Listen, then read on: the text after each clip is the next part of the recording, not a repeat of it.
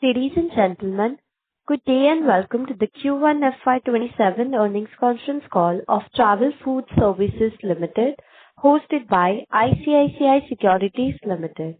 As a reminder, all participant lines will be in the listen-only mode, and there will be an opportunity for you to ask questions after the presentation concludes. Should you need assistance during the conference call, please signal an operator by pressing star then 0 on your touchtone phone. Please note that this conference has been recorded. I now hand the conference over to Mr. Ashutosh Jyoti Aditya. Thank you, and over to you, sir. Thank you, Anushka. Hello and good afternoon, everyone present on the call. I, on behalf of ICICI Securities, welcome you on the Food Services Ltd Q1FY27 earnings call. I would like to thank the management for giving this opportunity of hosting the call. From the management, we have with us Mr. Varun Kapoor, MD and CEO, Mr. Vikas Vinod Kapoor, Whole-Time Director and CFO, and Ms. Chhavi Agarwal, Vice President, Investor Relations. I now hand the call over to Ms. Chhavi Agarwal for the opening remarks. Thank you. Thank you, Ashutosh, and good afternoon. Welcome and thank you for joining us on the Food Services Ltd earnings conference call for the first quarter ended June 30, 2026. The management will discuss the operational and financial performance for the quarter and address the question and answer session. We will be referring to the earnings presentation, press release, and the financial results uploaded on the stock exchanges. Before we proceed, here is a disclaimer to the call. A few statements by the company's management in the call can be forward-looking in nature, and we request you to refer to the disclaimer in the earnings presentation for further details. Now, I would like to hand over the call to Mr. Varun Kapoor for opening remarks. Thank you. Good afternoon, ladies and gentlemen, and thank you for joining us for the earnings call of TFS for the first quarter of this financial year. I hope you have had the opportunity to review our Q1 FY27 results and the investor presentation released yesterday. Let me begin with an update on the operating environment, followed by the key highlights of our performance, after which our CFO Vikas will take you through the financials in greater detail. We have begun the new financial year on a strong note. Despite the disruptions arising from the ongoing conflict in the Middle East, we delivered double-digit growth in both sales and profitability, continue to expand our network, and further strengthened our position across key airport markets. Let me start with the operating environment. Passenger traffic remains the single most important external driver of our business, and during the quarter it was impacted by the Middle East conflict, particularly on international routes. Domestic traffic registered modest growth, but a significant decline in international traffic resulted in overall passenger traffic being broadly flat year-on-year for the quarter. For some added color, the quarter began with a decline in overall traffic in April. May saw a gradual stabilization in traffic trends as disruptions eased, with domestic traffic returning to growth, while international traffic continued to face headwinds despite improving conditions. In June, traffic softened again following renewed conflict-related disruptions. That said, one of the clearest lessons of the past several years has been the resilience of travel demand. Time and again, we have seen passenger traffic and traveler spending rebound strongly once disruptions ease. Even during the current quarter, the temporary easing of geopolitical tensions in May led to a sharp rebound in travel activity, particularly in domestic travel, resulting in the highest ever single month of domestic air traffic in India, particularly notable against a softer base in the same month last year, and underscoring the resilience and strong bounce-back capability of the Indian travel market. Against this softer traffic backdrop, where we also saw higher costs and inflation pressures, TFS delivered another quarter of strong performance. System-wide sales grew by 18% year-on-year to 8.4 billion rupees, while consolidated profit after tax increased by 35.6% year-on-year to 1.3 billion. Vikas will cover the financials in detail, so let me focus on what these numbers tell us about the business. We sustained strong momentum in new outlet openings, backed by recent contract wins and a robust pipeline, which translated into net contract gains of 15.9% year-on-year at a system-wide level. A few markets saw softer like-for-like performance during the quarter, notably Mumbai and Guwahati, owing to traffic migration to new airport infrastructure, and certain southern India markets given their relatively higher exposure to Middle East traffic. As a result, system-wide LFL sales growth was 0.8% for the quarter. Importantly, excluding these specific markets, like-for-like sales grew around 7% year-on-year across our wider network. During the quarter, we commenced operations at Noida International Airport, taking up system-wide presence to 21 airports. Over the last 12 months, we have added 87 travel QSR outlets and 2 lounges across the network, with significant additions at Mumbai, Delhi, Hyderabad, Cochin, Navi Mumbai and Noida airports. Our system-wide footprint as of June end stands at 580 travel QSR outlets and lounges, while our brand portfolio has expanded to 153 brands. We remain focused on creating a differentiated food and hospitality experience for travelers through a carefully curated portfolio of international brands, regional favorites, and our own in-house concepts. On the lounges side, we continue to see an encouraging response to our premium offerings and customer experience initiatives. We are also increasingly leveraging technology to deepen engagement with passengers and partners while creating additional avenues for monetization. Another important milestone during the quarter was the successful launch of our passenger services at Noida International Airport under our Elite Assist brand, including meet and greet and porter services. These offerings complement our existing lounge network and will integrate into our Eats technology platform, allowing passengers to use them alongside other experiences, further strengthening our ability to offer a comprehensive suite of airport hospitality and services, and to enhance the passenger experience through a single connected ecosystem.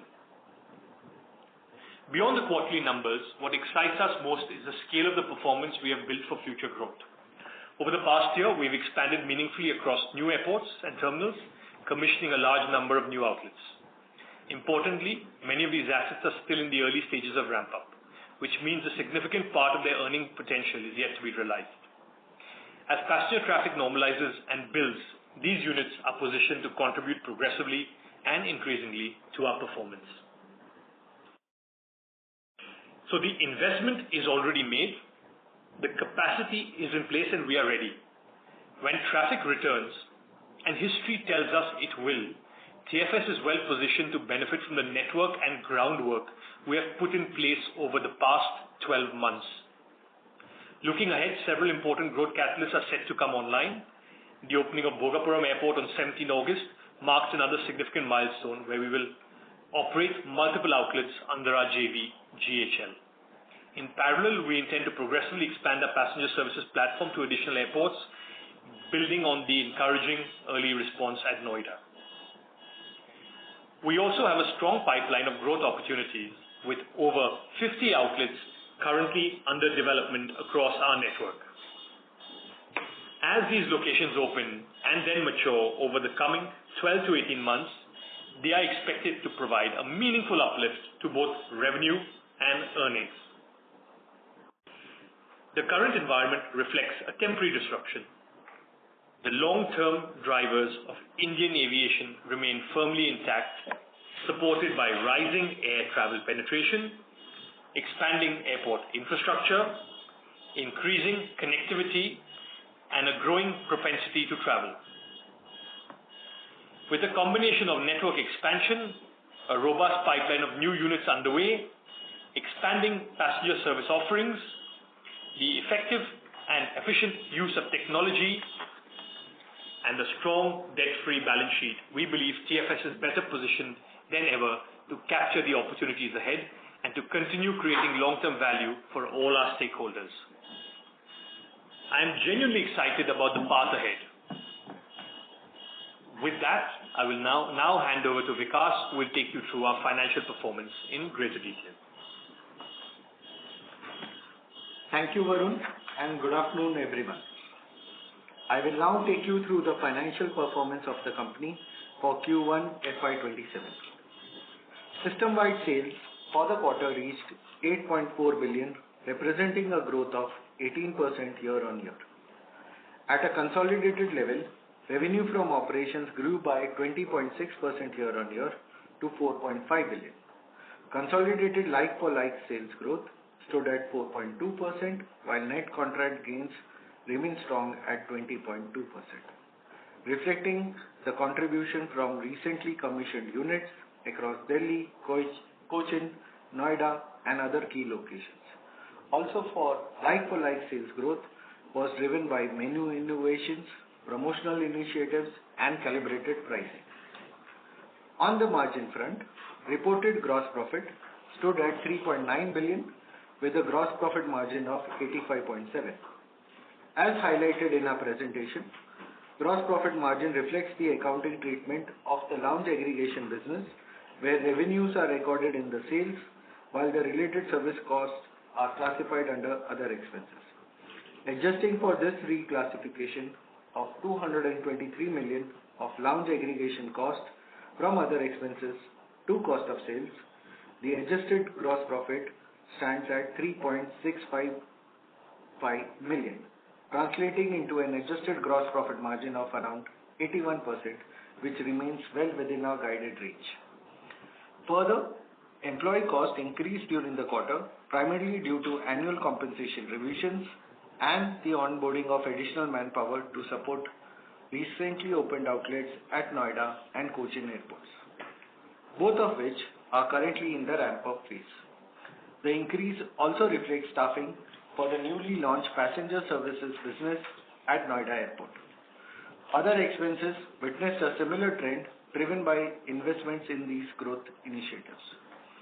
EBITDA stood at 1.6 billion, up 11% YOY, and EBITDA margin moderated to 35.8% for the quarter, reflecting the impact of higher employee costs and operating costs associated with recently commissioned airports and new business initiatives. These investments are strategic in nature and are aimed at supporting future growth and scaling up of the business. On the profitability front, our performance remains strong. Consolidated profit after tax increased by 35.6% year-on-year to rupees 1.3 billion, and PAT margin expanded to 28.5% compared with 25.3% in the corresponding quarter last year. The overall improvement in profitability was driven by continued sales growth despite flat passenger traffic, along with higher other income, which included a benefit of 131 million arising from write-back of a GST provision following a favorable rectification order received by the company. Our JV portfolio continues to ramp up and has also performed well across both domestic and international markets during the quarter, and is expected to benefit further as operating conditions improve and new units mobilize. Our balance sheet remains a significant source of strength. As of June 30th, we maintain a debt-free balance sheet and a consolidated cash balance of approximately 9.7 billion. This provides substantial headroom to fund airport expansions, lounge and highway growth opportunities, passenger services, and other strategic initiatives. While near-term operating conditions continue to be influenced by external developments, we believe these factors are temporary in nature. The investments we have made across new airports, outlets, lounges, and passenger services are still in the early stages of ramp-up and provide a strong platform for future growth. Combined with a strong balance sheet, healthy cash position, disciplined approach to execution, and proven ability to navigate external headwinds, we believe TFS remains well positioned to continue delivering sustainable growth and long-term value creation for all our stakeholders. With that, I would like to hand the call back to the operator and open the floor for questions. Thank you very much. We will now begin the question and answer session. Anyone who wishes to ask a question may press star and one on their touchtone telephone. If you wish to remove yourself from the question queue, you may press star and two. Participants are requested to use handsets while asking a question. Ladies and gentlemen, we will wait for a moment while the question queue assembles.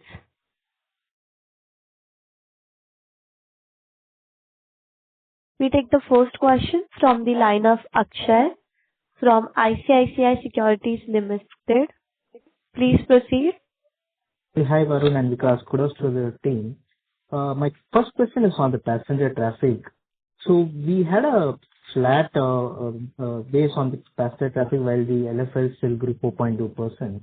I just wanted to understand how much of the LFL growth came from the higher spend per passenger versus other initiatives, and what is the sustainable trend or the sustainable level of the LFL growth if passenger traffic returns to normal growth? Hi, Akshay. So, thanks for your question. So what you would have seen, and I think across the last few quarters as well, always passenger traffic is a very important driver of ultimately the LFL growth that's there in the market. What we did see is during this period, as I mentioned, a very pronounced drop in passenger traffic, especially on the international side. So while traffic was flat, largely because of May, bounce back that kind of made the number flat. The other 2 months, we saw actually traffic dropping down, especially on the international side, and which are generally good spending consumers that come in there. So with that, I mentioned when I was talking earlier, 0.8% was the system-wide number where LFL was there. But actually, if you remove some of those external effects for the markets that were more affected, you saw 7% kind of LFL growth, for more the flattish markets. So in a sense, if you see, we tend to be in that range of more than passenger traffic, somewhere in the 5 to 7% above that, at least in terms of performance. And that's what, last few quarters showed as well. So, as we expect passenger traffic to come back, as you're saying, that trend is what we expect to continue seeing going forward as passengers continue to spend, as more come through, and many of these sectors come back, which were temporarily disrupted. But given the 4.2%, what will be the growth from the higher spend passengers? So or the contribution? Yeah, so 4% relates to Concall. About. In terms of higher spend, see what the way it works out, it's the approach, I think it's a blend of different areas. So it would be wrong to look at what is a single perspective, because obviously there were effects where we have not been, for example, on price, we've not done a significant price escalation as well this year. With the challenge around it, we've been a bit tempered in that as well. So I think what has been there is that just in terms of normal initiatives that we've done around, we've still kept that delta of around 5 to 7%. So a combination is coming, no doubt, from a part of it from price, but not as much. But part of it is coming from initiatives we would do around premiumizing, initiatives we would do around, we bundle together. Also, in some cases, in few cases, brand edits or changes, limited cases. So all of those combined kind of get blended into that number of change. Got it. My second is on the economics of scale. So over the next 3 to 5 years, what will improve the economics of TFS beyond the passenger traffic growth? So if you have to go on a picking order, will it be more on the premiumization or the higher spends per passenger or a better contract terms?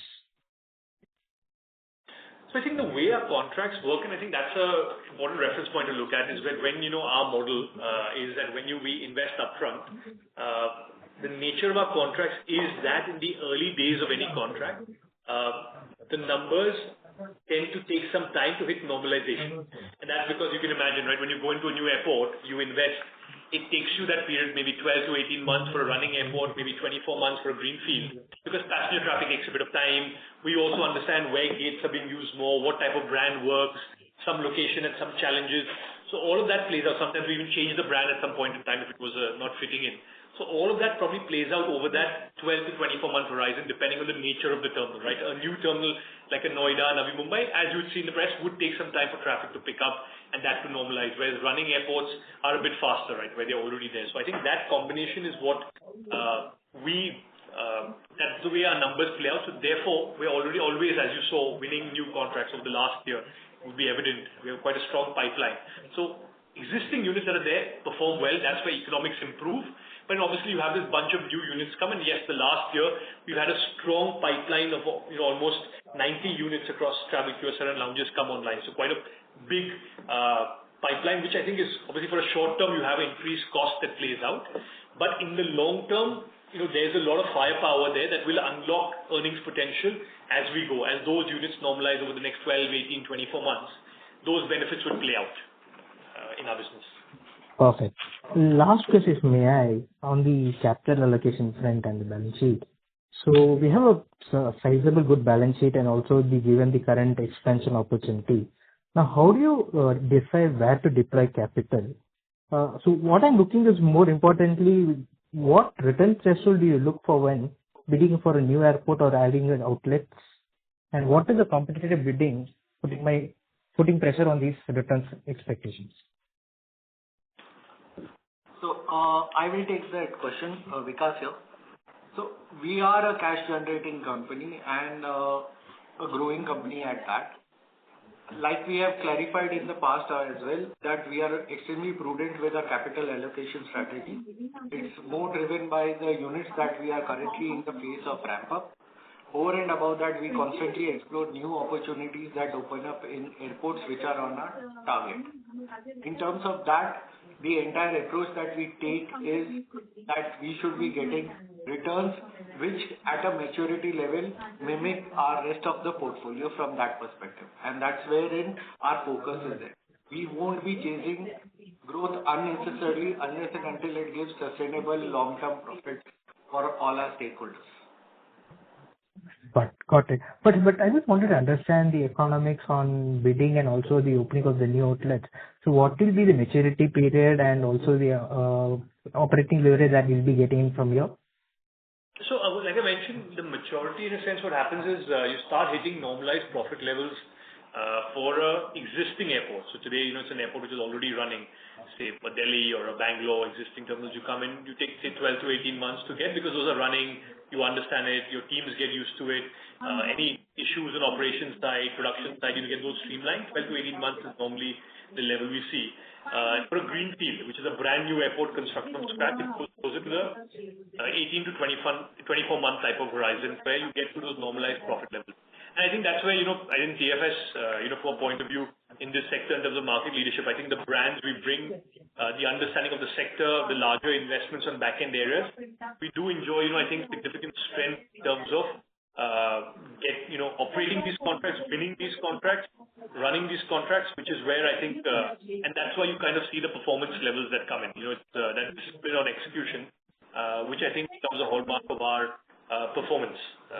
And that's why we can achieve these results because of all those strengths which have been built up over multiple years and experience and with the teams that we have here who've done it for many airports, many outlets across the board.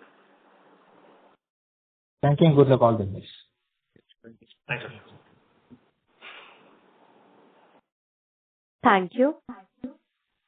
We take the next question from the line of Achal Kumar from HSBC. Please proceed.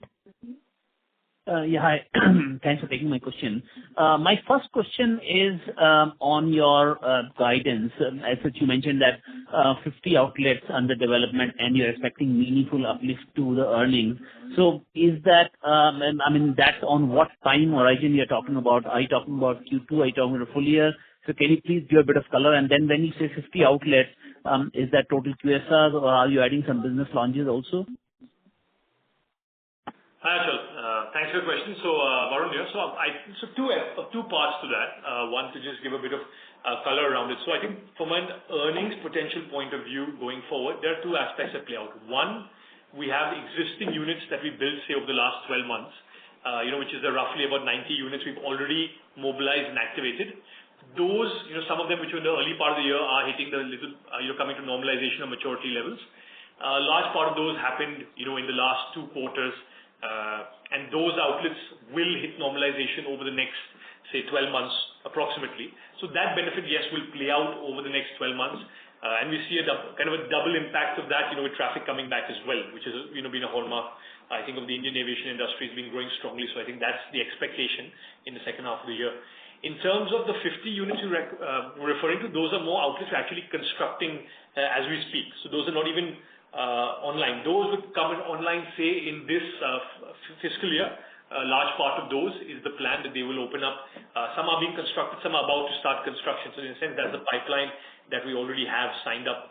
And once those mobilize, again, it will follow the same sort of scenario of 12 to 18 months for the ones that are in existing terminals, and a little bit longer for the greenfield ones that are in new airports, like Noida, for example. We have a set of outlets coming up there, Navi Mumbai as well. So those take a little bit more time to normalize with traffic coming in slowly in those airports, etc. So that's how we see it playing out.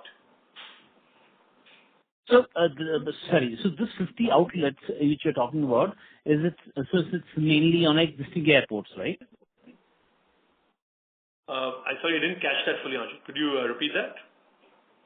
So I said, so all these 50 units which you're talking about, which are under development, all these are on the existing airports. And could you can you give a bit of color and which airports are you talking about? Is it like Noida, Navi Mumbai, or is it like on the existing airports also? So these 50 would be in airports we've already announced. These would be which awareness would be there. These are build-outs which may have been won on contracts 3, 6, 8 months ago, and build-outs happening. So a good example would be, it could be outlets that are happening in, say, Delhi.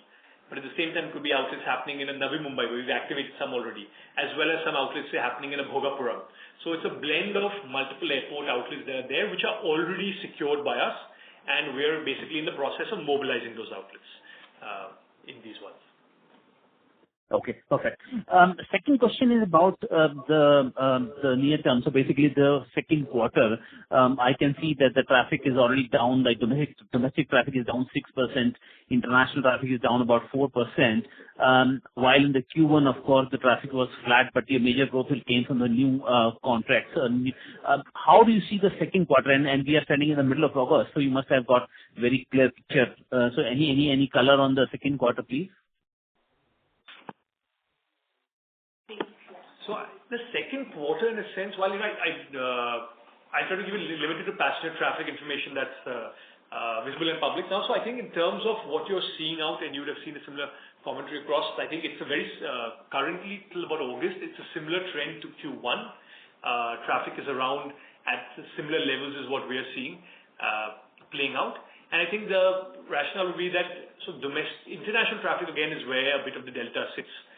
Again, that's the thing. But I think you may have got visibility because I think the airlines have all come out and mentioned particularly. So if you saw, I think it was the month of May, towards the end of May, our two of the largest airlines here suspended a lot of international routes. A few happened earlier, and then as well, there were quite a few international routes, especially long haul, right, logically with the fuel prices where they were being suspended. I think they've already come out and called that you start seeing from September into October restoration of many of those long-haul international routes. And that's automatically where we expect to see that flow through. So the expectation is H2 of this year should be a good bounce back on passenger traffic. And I think that's also been a call out by many independent research that's been calling out what they expect passenger traffic this year in India to be a strong H2. Right. Fair enough. And then finally, I also want to understand about your plan on the international side. I think previously you mentioned that you're looking for the growth in the international markets. Any thought on that, please? No, yes, no, completely. I can talk about that. So as you know, we've had success in Malaysia, which we expanded post-COVID. Hong Kong as well, we went in. We won a second lounge in Hong Kong. We're present there in January. We entered that business as well. Those are performing well, maturing. Again, like I said, ramp-up stage happening on many of those units that have opened, say, in the last 2 years. But those are doing well for us. We are focused, which I had always called out, was to look at the Middle East and Asia. I think just with the way situation is right now, I think Asia is a bit more of the focus until things in the Middle East normalize. We set up joint ventures. We had set up in Dubai earlier to focus at the Middle East. We had set up, not a joint venture, sorry, an entity in Dubai to focus at the region. We set up another entity recently in Indonesia to look at opportunities there, because you need those local entities to be able to bid for opportunities in the markets. We are quite focused on that. we do see opportunity clearly coming up to bid for, pitch for in those markets, and we will be quite focused to take part in those opportunities. And that's the plan, at least for the year as well. Okay, fair enough. So, sir, last question on the Sorry cost to side. interrupt, Mr. Achal. I would request you to join back the queue as there are several participants waiting for their turn. Sure. Thank you. We take the next question from the line of Purva from 361 Capital. Please proceed. Hi, thanks for the opportunity. So my question was on the growth of associate and GV business. It was relatively muted compared to your consolidated growth. But if I see Adani, F&B and lounge revenue, it has grown by 55% Y-on-Y. GHL, JMR reported in the presentation reported by GHL, it's around 22% Y-on-Y growth. So what's the reason for our 15% growth in this associate and JV business?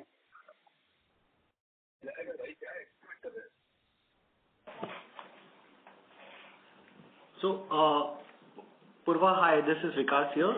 In the case of the JV business which is there are other players as well as in some of the markets where our JVs operate, and some of the units have to move to us or the JV structure over a scheduled period of time, which we have clarified in the past as those contracts go over.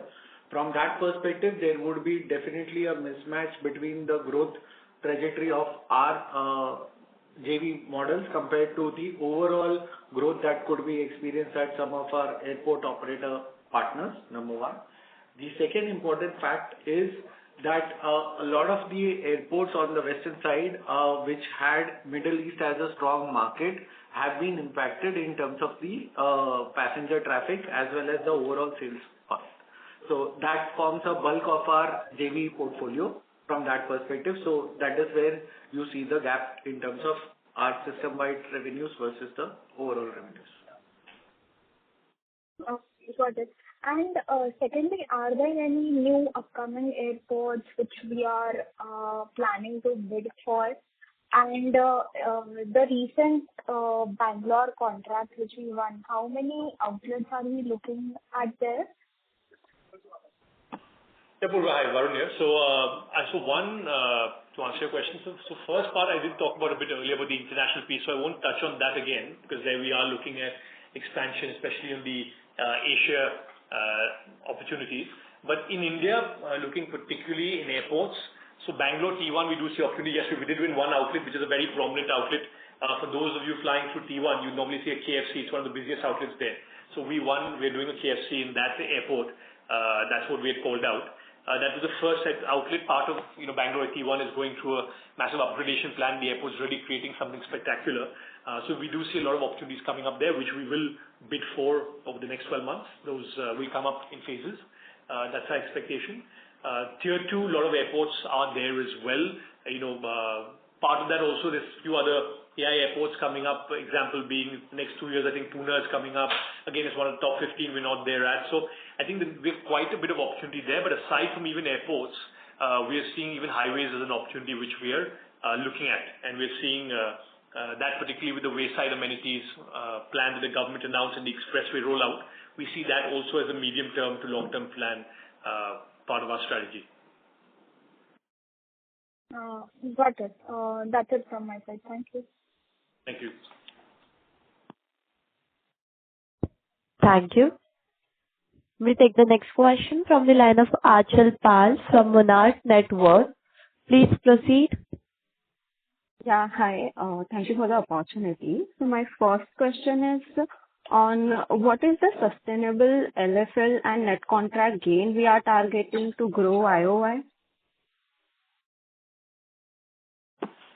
Hi, Achal. Varun here. So I think in terms of net contract gains, first of all, I wouldn't call out a number because I think that depends year on year, right, what we win. It's a bit, while generally it's been, we've seen quite good success, as you would have seen our results, which we've always been calling out. Plus, part of our, when we went for an IPO, we put those numbers out.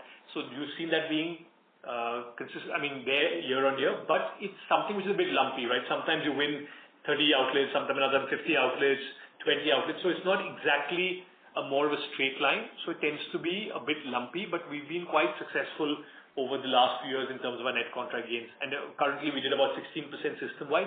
I think historically we've all kind of been in that ballpark with our numbers. In terms of LFL, what we see, and I think I mentioned in one of the earlier questions, the LFL tends to be largely impacted by passenger traffic as a single biggest external factor.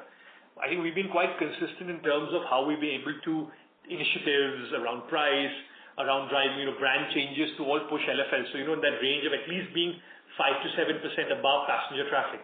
That's been the strength of our model, which normally in the high street is a bit of a challenge. We've traditionally been we're used to passenger traffic somewhere around 8 to 9% in normal years. And you drive maybe 5 to 7% more of LFL.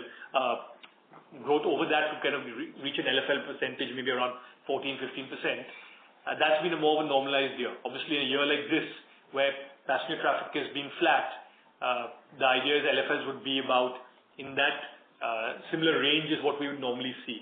Challenge being that some of the particular airports where the international traffic was strong this year, like I mentioned, the southern India markets, plus in some of the terminal transfers this year, this quarter was a bit of an anomaly.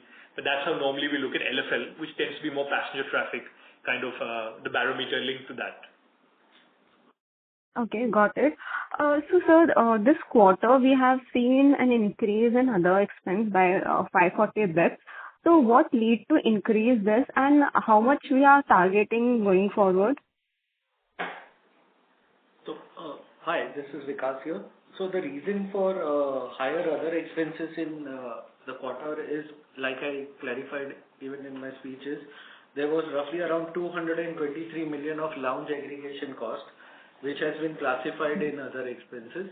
As the business becomes meaningful, most likely we will show it as cost of sales separately. But excluding that also, the other expenses, while they have increased by 22% year on year, which is in line with the business growth. This is currently, as you are aware, that we are in the ramp-up stage of opening or mobilizing units in airports like Cochin, Delhi, as well as Noida. And as part of that, there are higher pre-operating costs, which increases during this period, but it tends to normalize between the 12 to 18 months time frame. From that perspective, we believe that we should be coming back to our original numbers, what we have been traditionally showing within the another 12 months or so from that perspective. Okay. So one more, just a clarification that I need. So Delhi T3 we have just for first half, and in the second half it is moving to JV, right? So at this moment, the Delhi T3, which is a material subsidiary, the contract is till 30th September 2026. The JV GHL has bid for the contract, but the results are not out at this moment, so I can't comment on H2 as of now. Okay, and so which are the other airports which are coming for the renewal? So, like we had clarified in earlier calls as well, there would be Chennai and Calcutta airports which would be coming at the end of March 27 and early quarter 1 of 27-28 for renewal purposes. Okay. Thank you. That's it from my side. Thank you. We take the next question from the line of Naveen from iThought PMS. Please proceed. Good morning, team. Congratulations on a good set of numbers, and thank you for taking my question. So, moving forward, my understanding is that the JV business will predominantly come from the airports that are managed by our JV partners, India, Adani, and other operators. But I'm more concerned about the JV business, right, on the Concall level. So could you just maybe comment on the contract gains and the quality of contract gains in these airports and your general expectations of how that market will evolve? Like, will we see a discrepancy between our JV entities and the Concall business? One of my main concerns is to do with the profit share, right? So the JV profit share is significantly lesser than the Concall business. We just want to qualitatively understand the difference between these two businesses. Yeah, Hi, Naveen. No, thanks for the wishes. So, in terms of one thing, just to clarify, our JVs are not only the ones you mentioned here in India, but also we have a significant portion of the JVs. Our Malaysia business, international business, is also the JV. So, it's a broader set of joint venture business that you see in our numbers. But in terms of how the JV businesses and the business on, say, the non-JV that we have here. So to give a perspective, like this year, which we had won earlier during the year, announced at different times. So Cochin, for example, was a one we picked up directly. Another one which we mobilized currently in this month, a part of our earnings presentation, was Noida Airport as well. That we are mobilized a few units still to mobilize a set of units. So there has been quite a bit of openings there as well. And Bangalore, we spoke about there as well. We picked up a unit in T1 and we see quite a bit of opportunity coming there as well. So I think the way we look at it is there are two clear drivers of the business, even in the Indian market, aside from even the international opportunity, where we have kind of these two opportunities of growing both through joint ventures with partners we work closely with. And at the same time, we have a large part of the airports, where we work with, which could be a combination of private owned, which could be a combination of run by AI, which also is a large opportunity. And in terms of growth, very similar drivers for both. Ultimately, we are operating these businesses, and very similar drivers because in terms of passenger traffic, it tends to be obviously you have some nuances like how what happened this quarter with southern markets logically being more affected for international traffic to the Middle East. But largely, the growth has been quite democratic across India in air traffic. So you've seen strong growth across whether JV, non-JV, large, small airports. They've been quite robust and balanced growth across all. So therefore, we see these two avenues actually growing hand in hand during normalized periods. Okay. Just a small follow-up before I move to my last question. So my understanding about the industry as a whole globally and in India is that the standard operating model whenever there's like a private player involved is through a JV, right?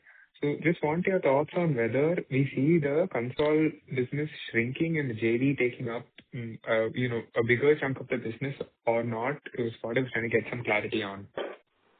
Yeah, so actually that, just to correct it, that information would be incorrect where you would have got it from, because the majority of airports work directly. Where JVs are, probably what you were referring to, is where multi-airport operators. So a JV generally work where someone is running multiple airports. It makes sense for them to have a partner across this multiple because the effort of putting a JV in, running it, the cost of that of a separate individual vehicle with a set makes sense when you're running multiple airports. When you have a single airport, those efficiencies don't play out the same manner. So globally, more often than not, by a wide margin, they are direct concessions is the norm. JVs tend to be in these type of examples where you have, say, an operator maybe running 5, 6, 7 airports, and that's where we've seen globally as well, more often than not. Maybe one or two exceptions, but largely that's how the model, what we've seen in our experience. Got it. So my next question is just like on a bookkeeping level only. It's a small question. So between the gross level and the operating level, there's like around 45 to 50% of sales is cost, right? So just want to understand how much of this is fixed and how much of this is variable, because I feel like both the other expenses and the employee line item have both variable and fixed components, right? So just want to understand what percent of cost will be fixed, basically trying to understand how operating leverage might play out in this business. So by default, roughly around 8 to 10% of our cost tends to be fixed, because in terms of occupancy cost, you have these CAM charges and other charges which are levied by airport operators, which are fixed in nature, which we have complete visibility how they grow or ramp up over the course of the contract. Further to that, there are only a limited amount of fixed costs per se.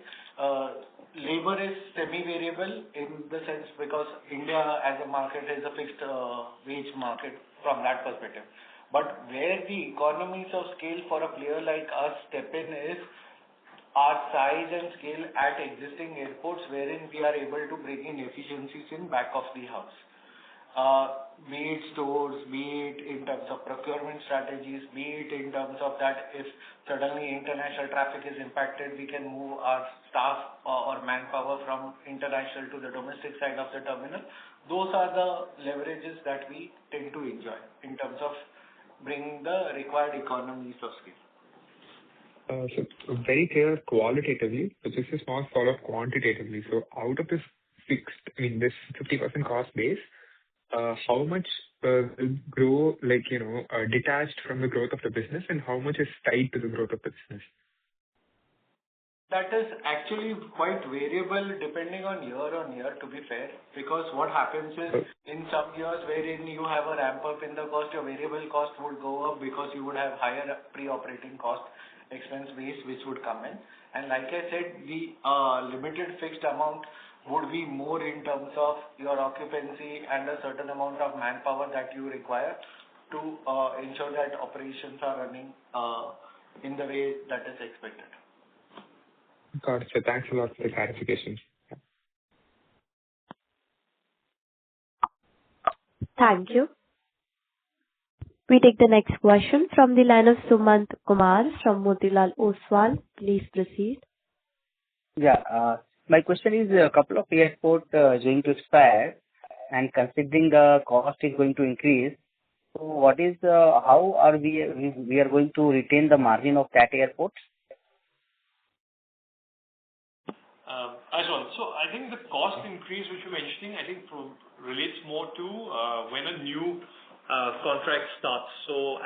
Because we've had a lot of new build, the cost increase actually plays out at that point in time.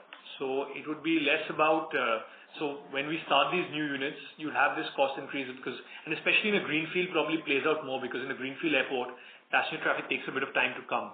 So like prime example being Noida Airport started. We have teams there providing the services. You have pre-operating costs because those teams need to come in advance before sales are even there, right? They have to go for training. For many of the brands, even 2-3 months of training in advance.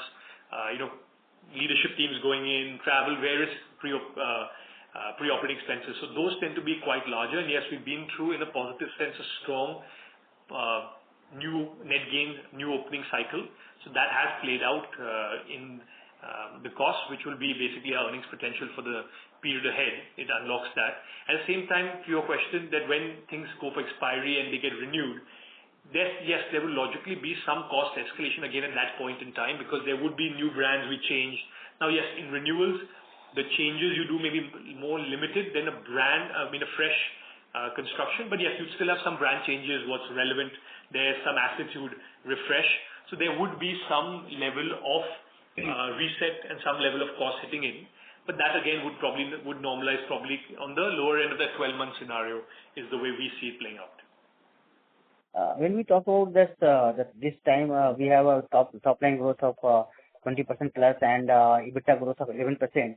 So our more than 9% margin has gone because of a higher employee cost and other expenses because of opening of the new commissioning of new site.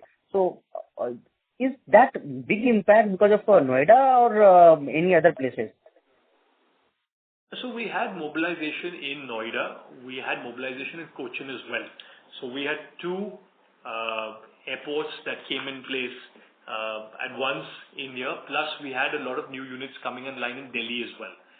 And new terminals that were there. So for example, we had presence already in we had presence in Delhi airport, but with a set of new outlets. So it's a combination of when a greenfield happens, it is much larger because you need a full set of teams. But even in the existing terminal, when you have a large set of outlets coming in, the teams for those outlets, for example, you need to recruit in advance and train for those outlets. Now, if it's 1-2 outlets here, there, it gets subsumed in numbers. But when you have a large opening cycle that plays out, that tends to be quite, that tends to bunch up and get a number like you'd say an impact on the EBITDA as we had. So that obviously has played out in our numbers as well. Any inflation impact because of changing labor cost or labor code and also other expenses increase? Any other bifurcation? Can you do that? Can you tell us what are the other factors apart from that, the other expense increase significantly? So on the other expenses, the labor code, we roughly have around 5,000 plus employees and majority are on company roll. The impact of the new labor code is very minimal for us, which we had clarified earlier, and it was below like 8 to 10 CR kind of a number from that perspective. which we had clarified. Other than that, there isn't any other jump up in the cost except annual increments and the higher pre-operating cost for the ramp-up of units that happened for Cochin, Noida, as well as Delhi units, which we are in the process of commissioning or ramping up as we go along. So it will equate or be in line over a period of time as those units start performing. Okay. Okay. Thank you so much. Thank you. We take the next question from the line of Sanjay Ladha from Bastion Research. Please proceed. Hi, sir. Thank you for the opportunity and congratulations on a great set of numbers. Sir, I just wanted to know, we see a small moderation in our contract renewal rate. It used to be approximately 94% and now it stands around 92%.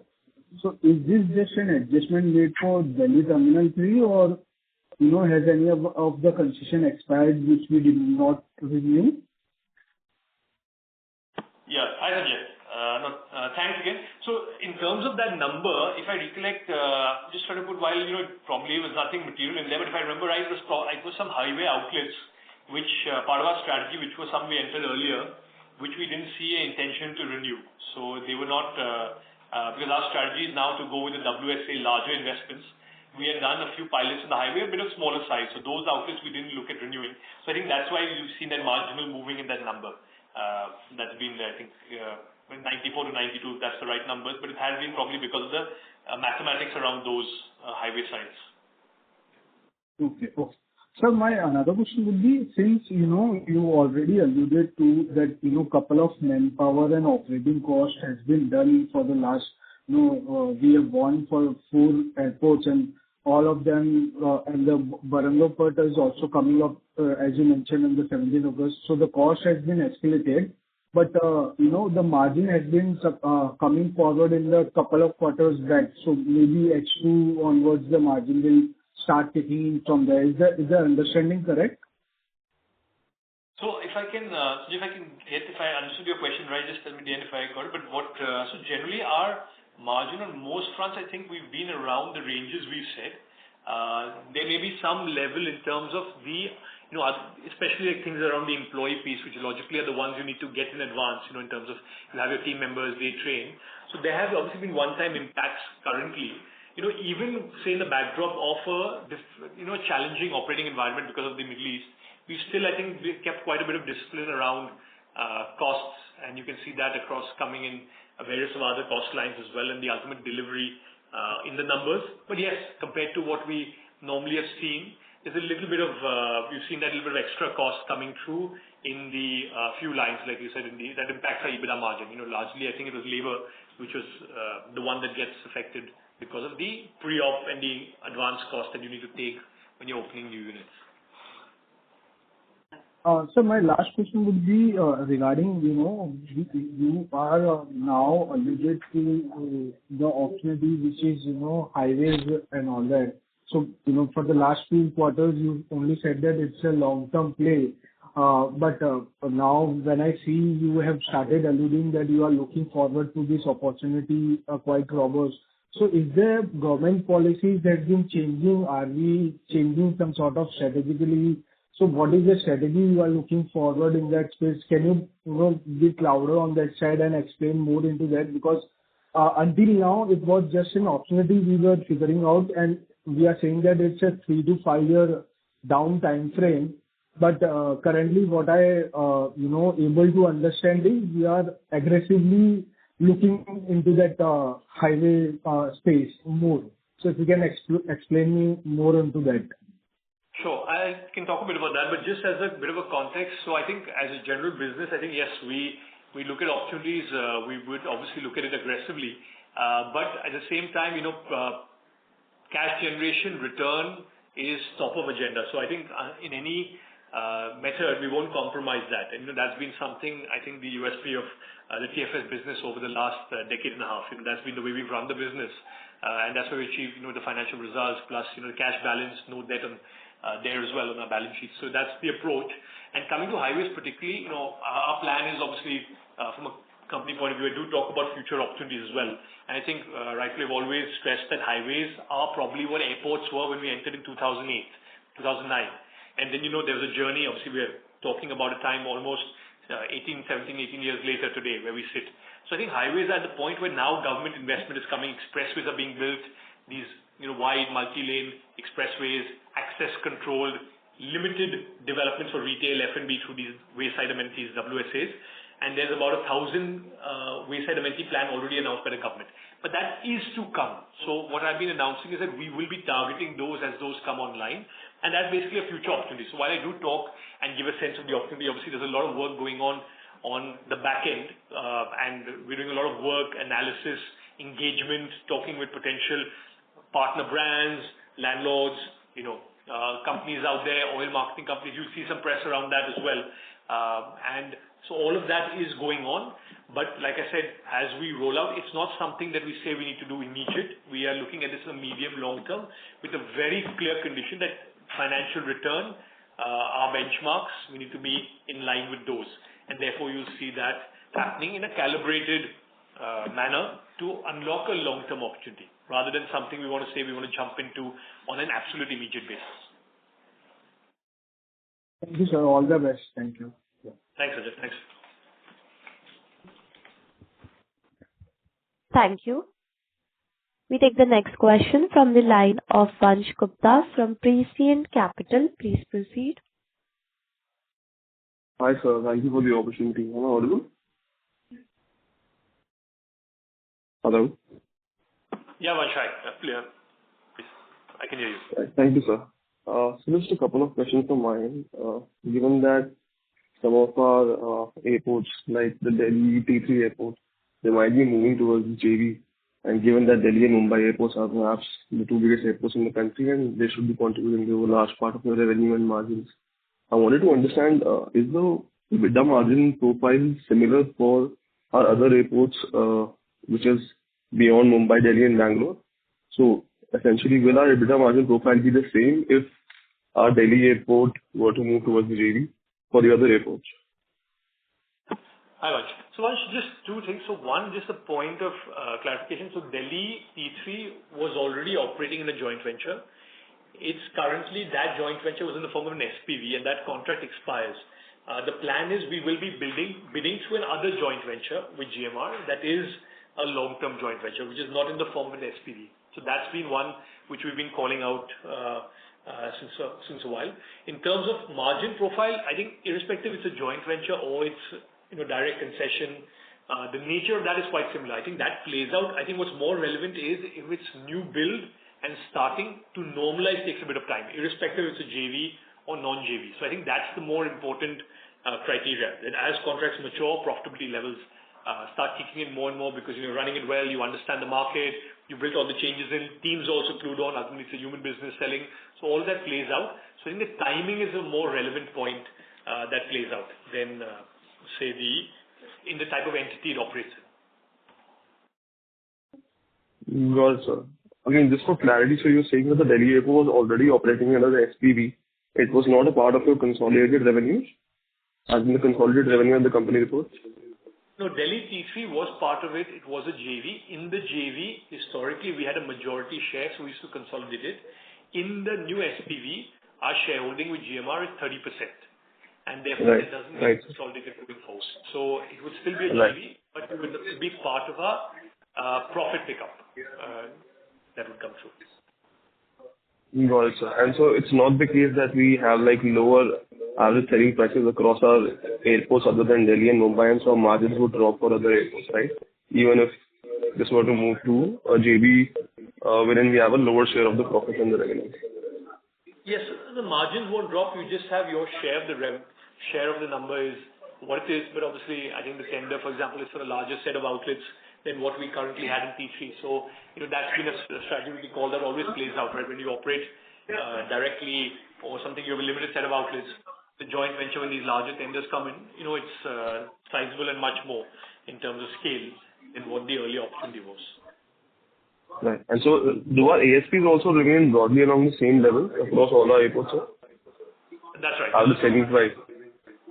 So I'll just clarify. So between JV and as it moves, that will be similar because the same way of operating. But yes, across airports, just logically, the larger airports, metros, just because of the nature of travel, international travel, propensity, per capita income in those cities, spends would be a bit higher, right? And that's why you see brands today. You go to Delhi Airport T1, you see a Gordon Ramsay there. You go to Mumbai, you're seeing a Wagamama in the airport. So automatically, those spends in those airports, because the premium offer, type of brands, the absorption ability, the spends, per consumer would be higher in that sense. Right, sir. Understood. That means fair. Just one more question from my end. So all of our concession agreements, are they like baked in step-ups to the minimum guaranteed rents that we pay to the landlords? Or is that like the rent, the percentage of revenue, both the fixed part as well as the variable part, that gets renewed only after the concession agreement expires? Yes. So our contracts are largely of the nature of a minimum guarantee and/or a revenue share, which is higher. That's the majority of the contracts, how they sit. That's in our performance, because we've been there, I think we run well, you see the numbers. We tend to always go above the minimum guarantee. That's predominantly, I would say, probably across all the real estate. We're running in that manner where we're paying the revenue share amount. So the airport's also happy because you're beating the minimum guarantee they targeted and you're delivering a higher revenue share, which is where a partner like us comes in, right? We don't just deliver the MG.